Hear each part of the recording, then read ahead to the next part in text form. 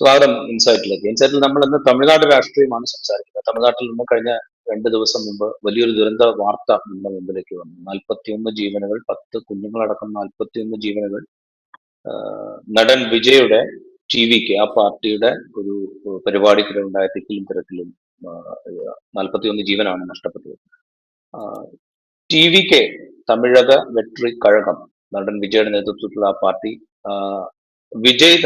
വിജയാണ് ആ പാർട്ടിയുടെ പരമോന്നത നേതാവ്.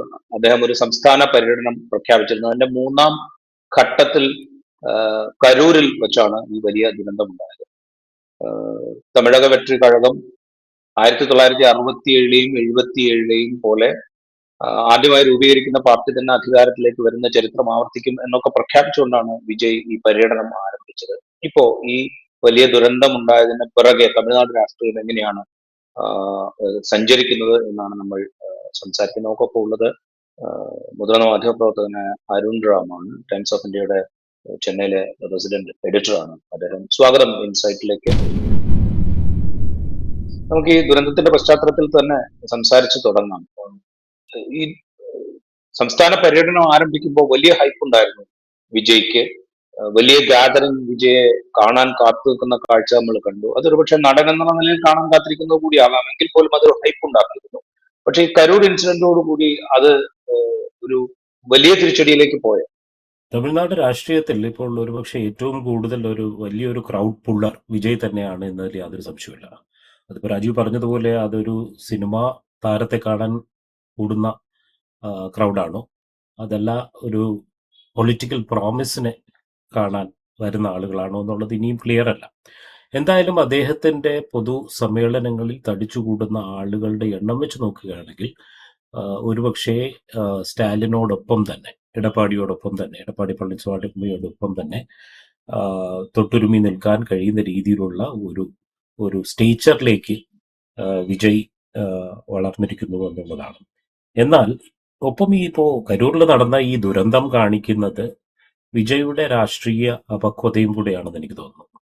കാരണം ഇത്തരം റോഡ് ഷോകൾ കണ്ടക്ട് ചെയ്യുന്ന രീതി, ഇപ്പോൾ എല്ലാ നേതാക്കൾക്കും ആൾക്കൂട്ടം കാണിക്കുക എന്നുള്ളത് അതിൻ്റെ ഒരു സോഷ്യൽ മീഡിയയുടെ ഒരു കാരണം അതിൻ്റെ ഒരു ഓപ്റ്റിക്സ് ഉള്ളത് കൊണ്ട് എല്ലാവരും അതിനുവേണ്ടി പരിശ്രമിക്കുന്നു എന്നുള്ളത് വാസ്തവം തന്നെ. എന്നാലും ഒരു അതിര് കടന്ന യാതൊരു സേഫ്റ്റി നോംസിനെയും വില കൽപ്പിക്കാത്ത രീതിയിലുള്ള ഒരു പ്യുവർലി ഒരു സോഷ്യൽ മീഡിയ ഡ്രിവൺ ആയിട്ടുള്ളൊരു ക്യാമ്പയിനാണ് വിജയ് നടത്തിക്കൊണ്ടിരുന്നത്.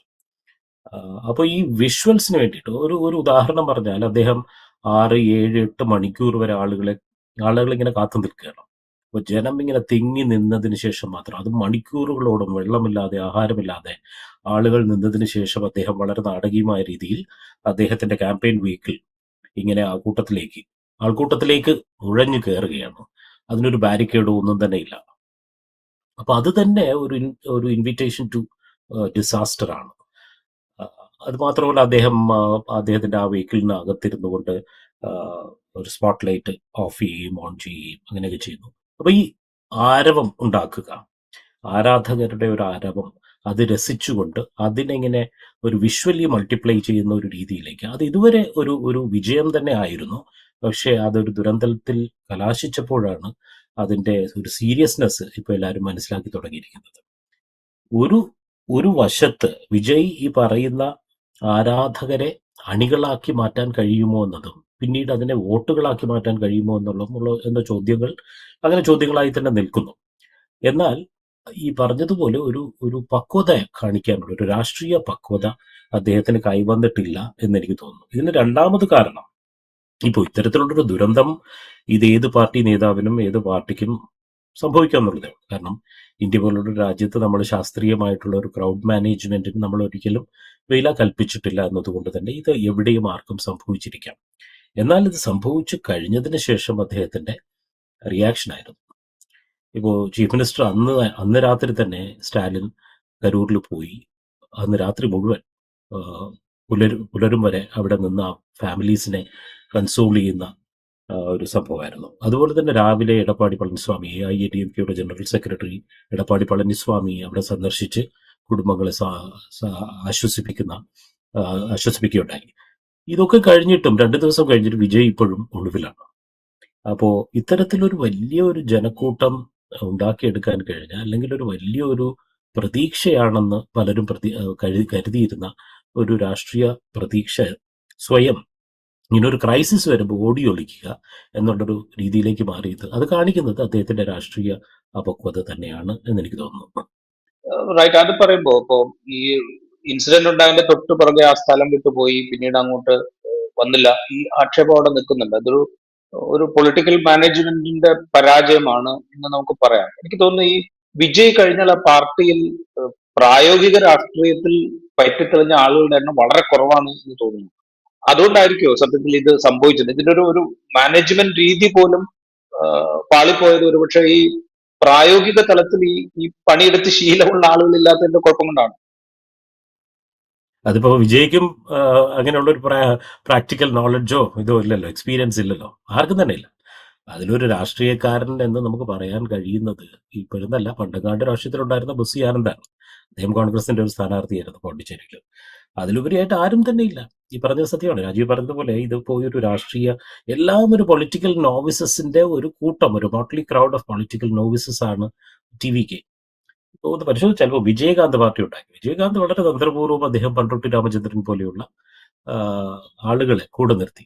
വളരെ മുതിർന്ന MGR-നോടൊപ്പമൊക്കെ, MGR-ന്റെയും ജയലളിതയുടെയും ഒക്കെ ക്യാബിനറ്റ് മിനിസ്റ്റർ ആയിരുന്നു പണ്ഡിറ്റ് രാമചന്ദ്രൻ. അതുപോലെ മറ്റു പലരെയും അട്രാക്ട് ചെയ്ത് ഒരു ഒരു ഒരു രാഷ്ട്രീയ എക്സ്പീരിയൻസിന്റെ ഒരു സെംബ്ലൻസ് എങ്കിലും കാണിക്കാൻ ശ്രമിച്ചിരുന്നു. എന്നാൽ വിജയ് അത് ചെയ്തിട്ടില്ല. വിജയുടെ കൂടെ നിൽക്കുന്നത് എല്ലാം പുതിയ ആളുകളാണ്. ഒന്നുകിൽ മറ്റു പാർട്ടികളിൽ നിന്ന് വന്നവർ, അവർക്കൊന്നും രാഷ്ട്രീയ എക്സ്പീരിയൻസ് എന്ന് പറയാനൊന്നും തന്നെ ഇല്ല. ഒപ്പം തന്നെ ഒരു ഐഡിയോളജി എന്ന് പറയാനും അദ്ദേഹം എല്ലാത്തിൻ്റെയും ഒരു സമ്മിശ്രമായിട്ടുള്ള ഒരു സൈദ്ധാന്തികമായിട്ടുള്ള ഒരു സമ്മിശ്രിതമാണ് അദ്ദേഹം മുന്നോട്ട് വെച്ചിട്ടുള്ളത്. ഇപ്പൊ അദ്ദേഹത്തിന്റെ ഐക്കോൺസ് തന്നെ നോക്കിക്കഴിഞ്ഞാൽ, ആദ്യത്തെ പബ്ലിക് കോൺഫറൻസ് കഴിഞ്ഞതിന് ശേഷം അദ്ദേഹം പുറത്തേക്ക് കാണിച്ചത്, പ്രൊജക്ട് ചെയ്തിരുന്നത് പെരിയാർ DMK-യുടെ പിതാവെന്ന് പറയാം, DK ഉണ്ടാക്കിയ ആള്, അണ്ണാദുരൈ, പിന്നെ അംബേദ്കർ, കാമരാജ്. അപ്പോൾ കോൺഗ്രസ് എതിർ ചേരിയിലാണ്, പക്ഷെ കോൺഗ്രസിന്റെ മുൻ മുഖ്യമന്ത്രി അദ്ദേഹം ദത്തെടുത്തിരിക്കുകയാണ്. ദളിത് പാർട്ടികൾ അദ്ദേഹത്തിന്റെ കൂടെയില്ല, എന്നാൽ അംബേദ്കറിന്റെ ബിംബം അദ്ദേഹത്തിന്റെ പിന്നണിയിലുണ്ട്. അപ്പൊ ഇതെല്ലാ പിന്നെ വേലു നാച്ചിയാർ, അഞ്ജലി അമ്മാൾ എന്ന് പറയുന്ന ഈ ഫ്രീഡം ഫൈറ്റേഴ്സ്, അപ്പോൾ വിമൻ റെസ്പെക്ട് കാണിച്ചുകൊണ്ട് അങ്ങനെ എല്ലാത്തിൽ നിന്നുമുള്ള സ്വല്പം എടുത്ത് ഒരു രാഷ്ട്രീയ സദ്യ വിളമ്പാൻ ശ്രമിക്കുകയാണ്. അപ്പൊ അതുകൊണ്ട് തന്നെ സ്വയം പറയാനൊരു ഐഡിയോളജിയോ ഒരു പോളിസിയോ ഒന്നും തന്നെ ഇല്ല. അങ്ങനെ പറയുമ്പോൾ തന്നെ ഒപ്പം എനിക്ക് തോന്നുന്നത് വിജയുടെ ഒരു ആരംഭത്തിൽ തന്നെ അദ്ദേഹം ചെയ്ത ഒരു നല്ല കാര്യം, സ്ട്രാറ്റജിക്കലി നല്ലൊരു കാര്യം എന്ന് തോന്നുന്നത്, DMK-യെ പ്രധാന എതിരാളിയായി കാണുക, അദ്ദേഹം പ്രഖ്യാപിക്കുക. അതാണ് ഇതുവരെ അദ്ദേഹം ചെയ്തിട്ടുള്ളതിൽ ഏറ്റവും നല്ല കാര്യം. കാരണം DMK-യാണ് അധികാരത്തിലിരിക്കുന്നത്. അപ്പൊ പുതുതായി ഒരാൾ വന്ന് അദ്ദേഹം പറയുന്നത് പോലെ 67-ൽ CN അണ്ണാദുരയും 77-ൽ MGR-ഉം വന്ന ഉടനെ അധികാരം പിടിച്ചതുപോലെ അത് ആവർത്തിക്കാനാണ് വിജയ് ശ്രമിക്കുന്നതെങ്കിൽ ആ ഒരു രീതിയിൽ നോക്കുമ്പോൾ അദ്ദേഹം ചെയ്തത് കറക്റ്റാണ്. കാരണം പ്രധാന എതിരാളിയായി ഏറ്റവും വലിയ പാർട്ടിയെ തന്നെ കണ്ടുകൊണ്ട് അധികാരം പിടിക്കാനുള്ള ഒരു ശ്രമം. എന്നാൽ കുറച്ചു കാലത്ത് ഒരു 2-3 റോഡ് ഷോസ് കഴിഞ്ഞതിന് ശേഷം അദ്ദേഹം വീണ്ടും ഡ്രാമയ്ക്ക് കൂടുതൽ പ്രാധാന്യം കൊടുക്കുന്ന ഒരു രീതിയിലേക്ക് നമ്മൾ വന്നു കഴിഞ്ഞു.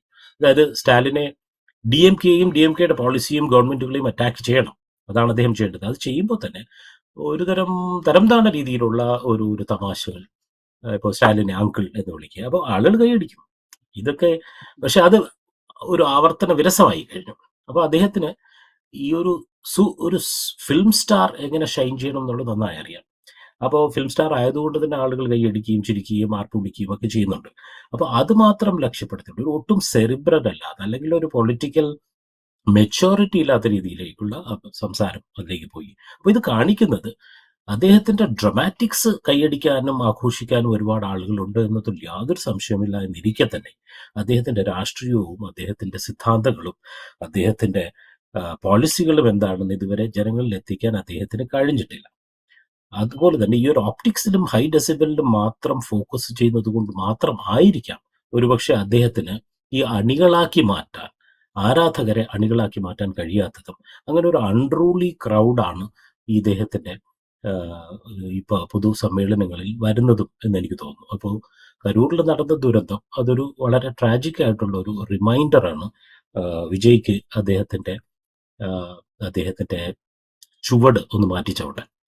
ഇത് പറയുമ്പോഴേ ഇപ്പോ നേരത്തെ ഈ ദുരന്തം ഉണ്ടായ അന്ന് രാത്രി മുഴുവൻ മുഖ്യമന്ത്രി സ്റ്റാലിൻ കരൂരിൽ ഉണ്ടായതിനെ കുറിച്ച് സൂചിപ്പിച്ചല്ലോ. അപ്പൊ പക്ഷെ ഗവൺമെന്റിനെതിരായ വിമർശനവും ഈ സംഭവമായി റിലേറ്റ് ചെയ്ത് വലിയ തോതിൽ വരുന്നുണ്ട്. ഇപ്പൊ വേണ്ട രീതിയിലുള്ള സുരക്ഷാ ക്രമീകരണങ്ങൾ ഒരുക്കിയില്ല എന്നുള്ള ആക്ഷേപം, വേണ്ടത്ര പോലീസ് ഉണ്ടായിരുന്നില്ല എന്നുള്ള ആക്ഷേപം, ഒരു പടി കൂടി കടന്ന് ടി വി കെയുടെ ചില നേതാക്കൾ ഇത് സെന്തിൽ ബാലാജി നടത്തിയ ഗൂഢാലോചനയുടെ ഫലമാണ് ഈ പറയുന്ന ഒരു തിക്കും തിരക്കും അവിടെ ഉണ്ടാക്കിയത് എന്ന് വരെ ആക്ഷേപിക്കുന്നുണ്ട്. അപ്പോ ഡി എം കെയും കുറച്ച് പ്രതിരോധത്തിലായിട്ടുണ്ട്. അപ്പൊ എ ഡി എം കെ ഈ ആക്ഷേപം ശക്തമായി ഉന്നയിക്കുന്നുണ്ട്. മുൻ ബി ജെ പിയുടെ സംസ്ഥാന പ്രസിഡന്റായിരുന്ന അണ്ണാമല ഈ ആക്ഷേപം ശക്തമായി ഉന്നയിക്കുന്നുണ്ട്. അപ്പൊ ഡി എം കെയും കുറച്ച് പ്രതിരോധത്തിലായിട്ടുണ്ട്. തീർച്ചയായും ഗവൺമെന്റിന്റെ ഇതിൽ നിന്ന് കൈയൊഴിയാൻ കഴിയില്ല. ഡി എം കെക്കും പോലീസിനും, ഡി എം കെ എന്നല്ല, ഗവൺമെന്റിനും പോലീസിനും ഇതിൽ ഉത്തരവാദിത്തമുണ്ട്. ആ റെസ്പോൺസിബിലിറ്റി ഒരിക്കലും അവർക്ക് വാഷ് ദ ഹാൻഡ്സ് ഓഫ്. കാരണം ഇപ്പൊ പോലീസ് പറയുന്നത്, എ ഡി ജി പിയുടെ പത്രസമ്മേളനത്തിൽ അദ്ദേഹം പറഞ്ഞത്, ടി വി കെ ആപ്ലിക്കേഷൻ കൊടുക്കുമ്പോൾ, ഈ പൊതുസമ്മേളനം നടത്താനുള്ള ആപ്ലിക്കേഷൻ, പെർമിഷന് വേണ്ടിയുള്ള ആപ്ലിക്കേഷൻ കൊടുക്കുമ്പോൾ അതിൽ 10,000 പേർ ആളുകൾ ഉണ്ടാവുന്നതാണ്. എന്നാൽ 27,000 പേർ വന്നു.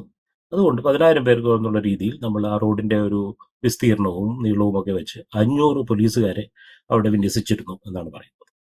അത് ഒരിക്കലും ഒരു പോലീസിന്റെ ഒരു ജസ്റ്റിഫിക്കേഷൻ അല്ല. പോലീസിന് അറിഞ്ഞുകൂടെ ഇത്രയും കാലമായിട്ട് വിജയ് നടത്തുന്ന റോഡ് ഷോസിൽ 10,000 കണക്കിന്, 27 അല്ല, ഒരുപക്ഷെ 50,000 60,000 പേര് വന്നിട്ടുണ്ടാവും. അപ്പൊ അത്തരമൊരു ക്രൗഡ് വരും എന്നുള്ളത് ആന്റിസിപ്പേറ്റ് ചെയ്യേണ്ടത് ചെയ്യാൻ കഴിഞ്ഞില്ല, അല്ലെങ്കിൽ മനഃപൂർവ്വം ചെയ്തില്ല എന്നുള്ളത് ഒരു പോലീസിന്റെ പരാജയം തന്നെയാണ്, ഗവൺമെന്റിന്റെ പരാജയം തന്നെയാണ്. അതിൽ നിന്ന് ഒരിക്കലും ഗവൺമെന്റിനും പോലീസിനും കൈയൊഴിയാൻ കഴിയില്ല. ഇതൊരു പറഞ്ഞതുപോലെ ഒരു ഒരു ഒരു കോമ്പിനേഷൻ ഓഫ് ഫാക്ടേഴ്സ് ആണ്. പിന്നെ പൊതുവായി പറയുകയാണെങ്കിൽ നമുക്ക് ഈ ഒരു സേഫ്റ്റി കൺസേൺസ് ഒട്ടുമില്ലല്ലോ. എല്ലാ രാഷ്ട്രീയ പാർട്ടികളും ശ്രമിക്കുന്നത് കഴിയുന്നത്ര ആൾക്കൂട്ടം ഉണ്ടാക്കുക, കഴിയുന്നത്ര ഉള്ള ആൾക്കൂട്ടത്തിനെ കഴിയുന്നത്ര വലുതായി കാണിക്കുക. അത് എസ്പെഷ്യലി ഈ സോഷ്യൽ മീഡിയ വന്നതിന് ശേഷം അതിനുള്ള തന്ത്രങ്ങളും കുതന്ത്രങ്ങളുമാണ് പകുതിയും ഈ പൊതുസമ്മേളനം ഓർഗനൈസ് ചെയ്യുന്ന ആളുകൾ ചെയ്യുന്നത്. ഒന്ന് പൈസ കൊടുത്ത ആളുകളെ കൊണ്ടുവരിക എന്നുള്ളതുണ്ട്. അതല്ലാതെ ഈ വരുന്നവരെ തന്നെ ആൾക്കൂട്ടമായി കാണിക്കുക, അല്ലാതെ കൂടുതൽ ആളുകളിൽ മെസ്സേജ് എത്തിക്കുക എന്നുള്ളതല്ല. ഈ കാണുന്ന കൂട്ടം തന്നെ ഒരു ഫ്രെയിമിനകത്തുള്ള ഒരു ഒരു ഒരു പ്രോപ്പായിട്ടാണ് ഇപ്പോഴത്തെ പൊളിറ്റിക്കൽ പാർട്ടീസ് എല്ലാവരും. അത് ടി വി കെ എന്ന് മാത്രമല്ല, ഡി എം കെയും A I A D M കെയും ബി ജെ പിയും എല്ലാവരും തമിഴ്നാട്ടിൽ പ്രത്യേകിച്ചും ചെയ്യുന്ന ഒരു സംഭവമാണ്. ഇതിന് വളരെ ശാസ്ത്രീയമായ സ്റ്റഡീസ് ഉണ്ട്. മറ്റു രാജ്യങ്ങളിലൊക്കെ ഇപ്പൊ സയന്റിഫിക് ആയിട്ടുള്ള സ്റ്റഡിയിൽ ഒരു ചതുരശ്ര മീറ്ററിനുള്ളിൽ 3 പേരെ നിൽക്കാവും, 4 പേര് മാക്സിമം. 5ാമത്തെ ഒരാൾ വന്നു കഴിഞ്ഞാൽ അതൊരു ദുരന്തത്തിന്റെ ക്ഷണമാണ്. മാത്രവുമല്ല, എല്ലാവരും ഇങ്ങനെ നിൽക്കുന്ന ഒരു ക്രൗഡ്, 3 പേരോ 4 പേരോ ഒരു ചതുരശ്ര മീറ്ററിലുള്ളവർ, ആ ഒരു ക്രൗഡ് ഒരു യൂണി ഡയറക്ഷനിലായിരിക്കണം, ഒരേ ദിശയിലേക്ക് നോക്കി നിൽക്കണം എന്നൊക്കെയാണ്. ഇവിടെ അങ്ങനെയല്ല, വളരെ ഹാഫസാഡ് ആയിട്ടുള്ള. അപ്പോൾ ഇത് എവിടെയും ഏതൊരു പൊതുസമ്മേളനത്തിലും നടന്നേക്കാവുന്ന ഒരു ദുരന്തമാണ്.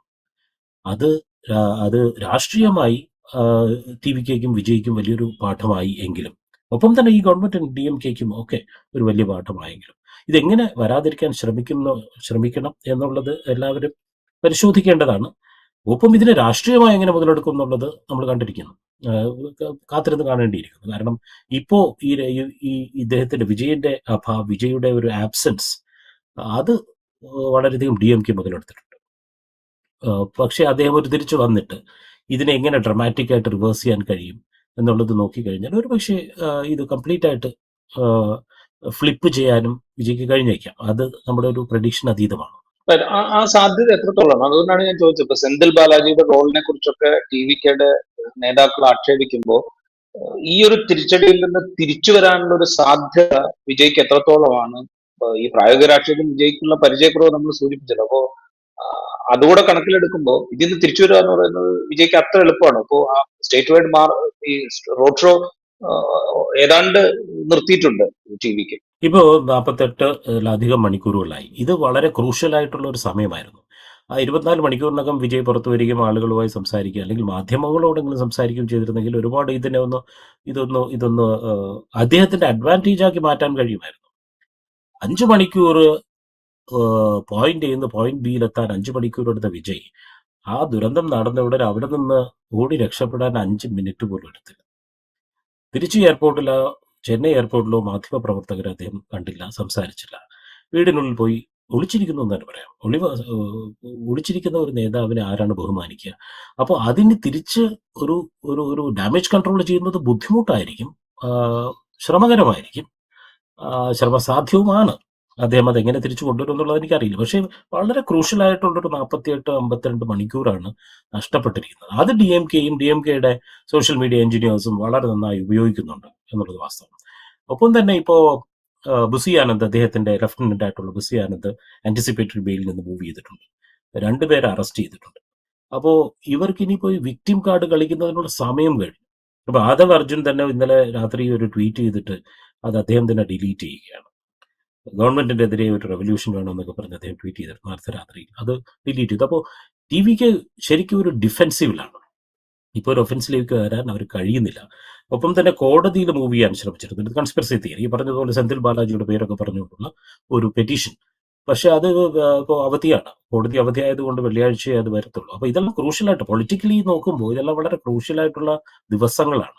അത് വൈകി വന്നാൽ അത് അത്രയും അത് വിജയിക്കും, ടി വി കെക്കും പ്രതികൂലമായി ബാധിക്കും. ആ, അതുപോലെ തന്നെ ഗവൺമെന്റിനെതിരെ ആരോപണങ്ങൾ കൊണ്ടുവരുമ്പോൾ കൃത്യമായി എവിഡൻസ് വേണം. ആ ഒരു സമയത്തൊരു സ്പോണ്ടേനിയസ് ആയിട്ടുള്ള റിഫ്ലെക്സ് ആയിട്ടുള്ള ഒരു ആക്ഷനിൽ ഇതിന് കാരണക്കാരൻ ഗവൺമെന്റാണ്, പോലീസിന്റെ അഭാവമാണെന്ന് പറയുന്നത് ഓക്കെ, അതെല്ലാ രാഷ്ട്രീയക്കാരും പറയുന്നതാണ്. എന്നാൽ ഒരു കോടതി മുന്നാട് വരുമ്പോൾ അല്ലെങ്കിൽ 48 മണിക്കൂറിന് ശേഷം ജനങ്ങളിലേക്ക് വന്നുകൊണ്ട് ഇതാണ് കാരണം, ഗവൺമെന്റാണ് ഇതിന് കാരണം, ഇതിന്റെ പിന്നിൽ ഒരു കൺസ്പിറസി തിയറി ഉണ്ടെന്ന് പറയുമ്പോൾ അതിന് വ്യക്തമായ തെളിവുകൾ ഹാജരാക്കേണ്ടി വരും. അത് ബുദ്ധിമുട്ടാകും എന്നാണ് ഞാൻ പറയുന്നത്. റൈറ്റ്. ഇപ്പം ഞാൻ വേറൊരു ആസ്പെക്ട്, ഇപ്പൊ ADMK എടപ്പാടി പളനിസ്വാമിയെ സംബന്ധിച്ച് ഈ വിജയുടെ ഈ റോഡ് ഷോ തുടങ്ങിയ സമയം മുതൽ വിജയ് ഒരു വലിയ ഒരു ട്രാക്ഷൻ കേന്ദ്രമായിട്ട് മാറി. വിജയ് DMK ഡയറക്റ്റ് അറ്റാക്ക് ചെയ്യാൻ തുടങ്ങിയത് ഒരു പ്രതിപക്ഷ സ്ഥാനം ഒരുപക്ഷെ വിജയ് കൈകാര്യം ചെയ്യുകയാണോ എന്ന തോന്നലും ഉണ്ടാക്കിയപ്പോൾ ഈ ഒരു ട്രാജഡി ADMKക്ക് കുറച്ചുകൂടി സ്പേസ്, അവരുടെ മുമ്പുണ്ടായിരുന്ന ഒരു സ്പേസ് തിരിച്ചെടുക്കാൻ സഹായിക്കുന്നുണ്ട്.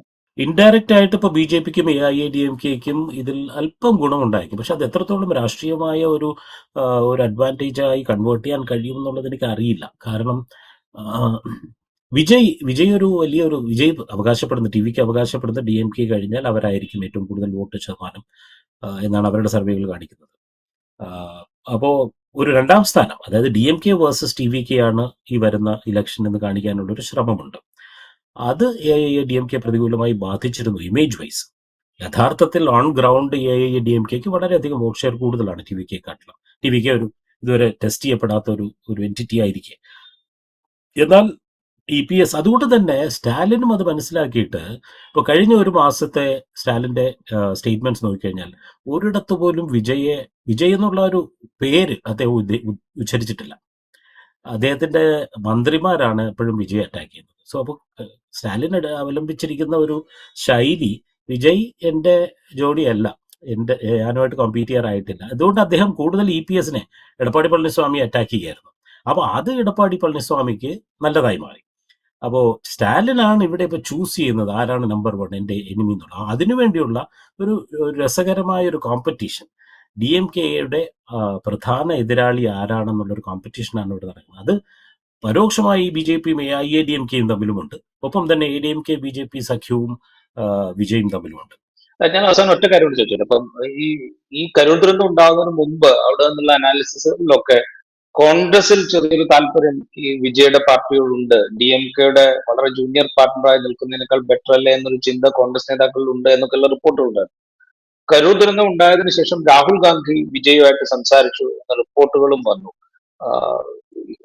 DMKയുടെ സഖ്യകക്ഷികൾക്കിടയിലുള്ള ഒരു pre Karur and post Karur thought pattern എങ്ങനെയായിരുന്നു? ഇല്ല, കരൂർ ദുരന്തത്തിന് ശേഷം DMKയുടെ സഖ്യകക്ഷികൾ വിജയുമായി അടുക്കാൻ ശ്രമിക്കുന്നില്ല എന്നുള്ളത് ഉറപ്പാണ്. അതിന് മുമ്പും ആരും അങ്ങനെ ശ്രമിച്ചിരുന്നില്ല. ഇതിന് കാരണം ഇപ്പൊ രാഹുൽ ഗാന്ധി അദ്ദേഹത്തിനോട് ഫോണിൽ സംസാരിക്കുന്നത് എനിക്ക് തോന്നുന്നു വളരെ ഒരു കർട്ടസി ആയിട്ടുള്ളൊരു സംഭവം മാത്രമാണ്. രാഹുൽ അതിന് മുമ്പ് തന്നെ സ്റ്റാലിനോട് സംസാരിച്ചിരുന്നു. സ്റ്റാലിനോട് സംസാരിച്ചതിന് ശേഷം അദ്ദേഹത്തിനെ അറിയിച്ചിട്ട്, അല്ലെങ്കിൽ അനുവാദം വാങ്ങിയിട്ട് തന്നെയാണ്, അനുവാദം എന്നല്ല, സ്റ്റാലിനെ അറിയിച്ചിട്ട് ആണ് വിജയെ വിളിച്ചത്. അതൊരു വളരെ കർട്ടസി ആയിട്ടുണ്ട്. രാഹുൽ ഗാന്ധി എപ്പോഴും ചെയ്യുന്ന ഒരു സംഭവമായിട്ട് അതിനെ കണ്ടാൽ മതി. കാരണം കോൺഗ്രസും DMKയും തമ്മിലുള്ള ഒരു രാഷ്ട്രീയ ബന്ധം വളരെ അരക്കിട്ടുറപ്പിച്ചതാണ് ഇപ്പോൾ തൽക്കാലം. രാഷ്ട്രീയത്തിൽ എന്ത് വേണോ സംഭവിക്കാം, ആര് വേണോ വിട്ട് എങ്ങോട്ട് വേണോ പോകാമെങ്കിലും, കാരണം അതൊരു പരസ്പരം ആവശ്യമുള്ള ഒരു ബന്ധം. അതൊരു ഒരു ഒരു ഓർഗാനിക് ആയിട്ടുള്ള ഒരു സിംബയോസിസ് അതിനകത്തുണ്ട്. കാരണം രാഹുൽ ഗാന്ധിക്ക് സ്റ്റാലിൻ പോലെയുള്ള വലിയൊരു റീജിയണൽ നേതാവിന്റെ ആവശ്യം ദേശീയ തലത്തിലുണ്ട്. ഒപ്പം തന്നെ രാഹുൽ ഗാന്ധിയുടെ ആയിട്ടുള്ള യൂട്ടിലിറ്റി വാല്യൂ സ്റ്റാലിനും ഉണ്ട്. അതുകൊണ്ട് ഒരു കാരണം കാണിച്ചുകൊണ്ട് കോൺഗ്രസോ മറ്റേത് പാർട്ടിയോ മറുകണ്ഠം ചാടുമെന്ന് എനിക്ക് തോന്നുന്നില്ല. ഒറ്റ കാര്യം കൂടി ചോദിച്ചു ഞാൻ അവസാനിപ്പിക്കും. ഇപ്പൊ നേരത്തെ ഇപ്പൊ രജനീകാന്തിനോ കമൽഹാസനോ സാധിക്കാതിരുന്ന, കമൽഹാസൻ പൊളിറ്റിക്കൽ പാർട്ടി ഉണ്ടാക്കിയെങ്കിൽ പോലും സാധിക്കാതിരുന്ന ഒരു പിന്തുണ നേടിയെടുക്കാൻ വിജയ്ക്ക് കഴിഞ്ഞിട്ടുണ്ട് എന്ന് അദ്ദേഹത്തിന്റെ ഈ റോഡ് ഷോയിൽ നിന്ന് നമുക്ക് മനസ്സിലാകുന്നുണ്ട്. അതിന് അദ്ദേഹത്തിന്റെ സ്റ്റാർഡം അദ്ദേഹത്തെ വലിയ തോതിൽ സഹായിച്ചിട്ടുണ്ട്. ഇപ്പൊ ഈ ഇൻസിഡന്റിന്റെ പുറത്തുണ്ടായ ഒരു പ്രോബ്ലം, TVKക്ക് ഉണ്ടായിരിക്കുന്ന ഒരു ഹ്യൂജ് ആയിട്ടുള്ള ഒരു പ്രശ്നം ഉണ്ടല്ലോ, അത് മറികടക്കാൻ വിജയുടെ സ്റ്റാർഡം ഒരുപക്ഷെ വിജയെ സഹായിക്കും എന്ന് താങ്കൾ വ്യക്തിപരമായി കരുതുന്നു? സ്റ്റാർഡം എന്നുള്ളൊരു സംഭവം ഒരിക്കലും ഇങ്ങനെയുള്ള ഒരു യഥാർത്ഥ ജീവിതത്തിലെ, അല്ലെങ്കിൽ ഒരു രാഷ്ട്രീയ ജീവിതത്തിലെ ഒരു പ്രതിസന്ധിയെ തരണം ചെയ്യാൻ സഹായിക്കുമെന്ന് എനിക്ക് തോന്നുന്നില്ല. കാരണം ഇങ്ങനെയുള്ള ഗ്രൗണ്ട് റിയാലിറ്റീസ്, ക്രൈസിസ് വരുമ്പോഴാണ് യഥാർത്ഥ ഒരു മനുഷ്യന്റെ, യഥാർത്ഥ ഒരു നേതാവിന്റെ കഴിവുകേടും ആളുകൾ തിരിച്ചറിയുന്നത്. സിനിമയിൽ കത്തി വരുന്നത് പോലെയും വെടിവെച്ച് വിടുന്നത് പോലെയും അല്ലല്ലോ യഥാർത്ഥ ജീവിതം. അപ്പോൾ അത് വളരെ നന്നായി ചെയ്യാൻ സാധിച്ച ഒരാൾ MGR ആണ്. ആരെ കൊണ്ടും അത് കഴിഞ്ഞിട്ടില്ല. കാരണം MGR വെറും ഒരു താരമല്ലായിരുന്നു. MGR ഒരു കറകളഞ്ഞ രാഷ്ട്രീയക്കാരനായിരുന്നു. അദ്ദേഹം പാർട്ടിയിൽ നിന്ന് പുറത്തു വരികയാണ് ചെയ്തത്, അല്ല പാർട്ടി വെറുതെ ഉണ്ടാക്കുകയല്ല. അയാൾ DMKയുടെ ട്രഷററായിരുന്നു. ഒരു പതിറ്റാണ്ടോളം കാലം DMKയുടെ ഒരു ട്രോജൻ ഹോഴ്സ് ആയിരുന്നു. അതായത് സിനിമ വഴി ദ്രവീഡിയനിസം പരത്തുന്ന കരുണാനിധി എഴുതിയ സ്ക്രിപ്റ്റിന് ഒരു മുഖവും ശബ്ദവുമായിരുന്നു MGR. അദ്ദേഹം ഒരു തനി രാഷ്ട്രീയക്കാരനായിരുന്നു. അതുകൊണ്ടാണ് അദ്ദേഹത്തിന് ജനങ്ങളുടെ പൾസ് അറിയാനും ജനങ്ങളിലേക്ക് ഇറങ്ങി ചെല്ലാൻ കഴിയും. അല്ല ഒരു അർദ്ധരാത്രി ഞാൻ കോളിവുഡ് വിട്ട് ഞാൻ പൊളിറ്റിക്സിലേക്ക് ഇറങ്ങുകയാണ് എന്ന് പറയുന്നത്. അതാണ് കമൽഹാസന് സംഭവിച്ചത്, അതാണ് രജനീകാന്തിന് സംഭവിക്കാത്തത്, അതാണ് വിജയകാന്തിന് പകുതി സംഭവിച്ചത്, ശരത് കുമാറിന് ഒന്നും സംഭവിക്കാത്തത്. അതുകൊണ്ടാണ്. അപ്പോൾ ഇത്തരം പാഠങ്ങൾ നമ്മുടെ മുന്നിലുണ്ട്. സംശയമില്ല, വിജയ് ഒരുപക്ഷെ എനിക്ക് തോന്നുന്നു രജനീകാന്തിനേക്കാൾ ഉപരി ആളെണ്ണം നോക്കുമ്പോൾ, ഫാൻ ഹെഡ് കൗണ്ട് നോക്കിക്കഴിഞ്ഞാൽ ഒരുപക്ഷെ കൂടുതലായിരിക്കും. രജനിയുടെ പീക്ക് ടൈമിലുള്ളതിനേക്കാൾ കൂടുതൽ വിജയ്ക്കുണ്ടായിരിക്കാം. അതിന് പല കാരണങ്ങളുണ്ട്. പറഞ്ഞതുപോലെ സോഷ്യൽ മീഡിയ ആയാലും മറ്റു ചില സംഭവങ്ങളൊക്കെ ഉണ്ട്. പക്ഷേ അത് പറഞ്ഞാൽ അതിനെ, ആ ഒരു ഫാൻ ബേസിന്, ഈ ഫ്രെൻസി എന്നുള്ള പറയുന്ന സംഭവത്തിന് ഒരു പൊളിറ്റിക്കൽ സപ്പോർട്ടായി മാറ്റാൻ കഴിയണമല്ലോ. അത് എത്രത്തോളം കഴിയുന്നുള്ളത് അദ്ദേഹം പ്രൂവ് ചെയ്തിട്ടില്ല. അദ്ദേഹത്തിന്റെ പ്രവൃത്തികളിലും ചേഷ്ടകളിലും സംസാരങ്ങളിലും പോളിസികളിലും ഒന്നും ആ ഒരു പക്വതയിലേക്കുള്ള ഒരു ട്രാൻസ്ഫോർമേഷൻ കാണുന്നില്ല. ഇനിയും മാസങ്ങളുണ്ട് തെരഞ്ഞെടുപ്പിന്, അതുകൊണ്ട് ഇനിയും സമയമുണ്ട്. പക്ഷെ എത്ര സമയമുണ്ടെങ്കിലും സമയമില്ലെങ്കിലും വിജയ്ക്ക് കരൂർ എന്നുള്ളത് ദുരന്തം ഒരു പാഠമാണ്, ഒരു പ്രതിസന്ധിയാണ്. വളരെയധികം നന്ദി ചെയ്യാനുണ്ടാകും നിങ്ങളോട് സംസാരിച്ചതിന്. എന്തായാലും തമിഴ്നാട് രാഷ്ട്രീയം, അത് കേരളത്തിനോടൊപ്പം നിയമസഭാ തെരഞ്ഞെടുപ്പ് നടക്കാൻ ഇരിക്കുന്ന സംസ്ഥാനമാണ് തമിഴ്നാട്. അവിടെ രാഷ്ട്രീയം ചൂടുപിടിച്ചു വരുന്നതിനിടയിലാണ് ഈ വലിയ ദുരന്തം അവിടെ ഒരു റോഡ് ഷോക്കിടയിൽ ഉണ്ടാകുന്നത്. അതിന്റെ ആഘാതത്തിൽ നിന്ന് എത്രത്തോളം തിരിച്ചു വരാൻ നടൻ വിജയ്ക്ക് സാധിക്കും, അദ്ദേഹത്തിന്റെ പാർട്ടിക്ക് സാധിക്കും എന്നുള്ളത് കാത്തിരുന്ന് കാണേണ്ടതാണ്. അതിനെ രാഷ്ട്രീയമായി ഉപയോഗിക്കാൻ ADMKയും DMKയും ഒക്കെ ശ്രമിക്കുമ്പോൾ തന്നെ ഒരു കാര്യം എടുത്തു പറയേണ്ടതുണ്ട്. ഇത്തരം വലിയ യോഗങ്ങൾക്ക് ഒരു മാനദണ്ഡം ഉണ്ടാക്കേണ്ടത്, ഒരു മാർഗരേഖ ഉണ്ടാക്കേണ്ടതുണ്ട്, അല്ലെങ്കിൽ ചില ഗൈഡ് ലൈൻസ് ഉണ്ടാക്കേണ്ടതുണ്ട് എന്ന് അവിടുത്തെ മുഖ്യമന്ത്രി MK സ്റ്റാലിൻ കഴിഞ്ഞ ദിവസം പറയുകയുണ്ട. അതിനോട് വളരെ പോസിറ്റീവായി അവിടുത്തെ രാഷ്ട്രീയ പാർട്ടികളെല്ലാം പ്രതികരിച്ചിരിക്കുന്നു എന്നുള്ളത് പ്രത്യേകിച്ച് എടുത്ത് പറയേണ്ടത് കൂടിയാണ്. ഇൻസൈറ്റിന്റെ എപ്പിസോഡ് ഇവിടെ പൂർത്തിയാവുന്നു. മറ്റെപ്പിസോഡുമായി വീണ്ടും കാണാം.